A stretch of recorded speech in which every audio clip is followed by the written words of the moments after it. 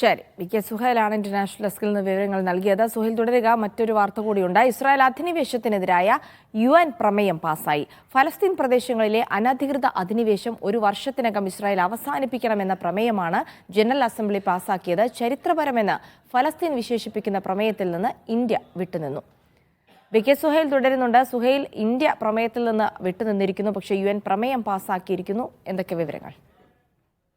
Jilsy, UN general അസംബ്ലിയാണ് ഈ ഒരു ചരിത്രപരമായിട്ടുള്ള ഒരു പ്രമേയം പാസാക്കിയിട്ടുള്ളത്. ഇസ്രായേലിൻ്റെ അധിനിവേശം അവസാനിപ്പിക്കണം എന്നാണ് ഈ പ്രമേയം ആവശ്യപ്പെടുന്നത്. നമുക്കറിയാം, വെസ്റ്റ് ബാങ്ക് ഉൾപ്പെടെ നേരത്തെ UN ഇസ്രായേലിനും ഫലസ്തീനുമായി വിഭജിക്കപ്പെട്ട പ്രദേശങ്ങൾക്കപ്പുറമായി ഇസ്രായേൽ കൈയടക്കിയിട്ടുള്ള പ്രദേശങ്ങളിൽ അധിനിവേശം അവസാനിപ്പിക്കണം എന്നുള്ളതാണ് ഈ പ്രമേയം മുന്നോട്ട് വച്ചിരുന്നത്. ഫലസ്തീനാണ് ഈ പ്രമേയം അവതരിപ്പിച്ചത്.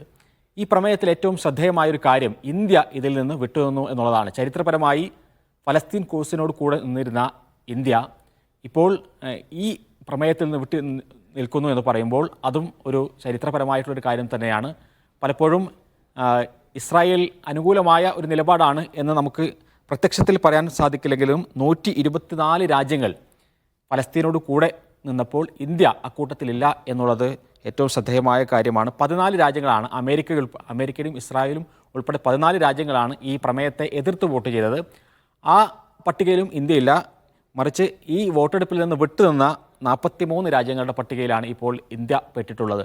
ഇസ്രായേലിൻ്റെ അധിനിവേശങ്ങളിൽ നിന്ന് ഇസ്രായേലിന് എതിരായി ഈ ഒക്ടോബർ 7-ന് ശേഷം പല പ്രമേയങ്ങളും UN പാസ്സാക്കുകയുണ്ടായി.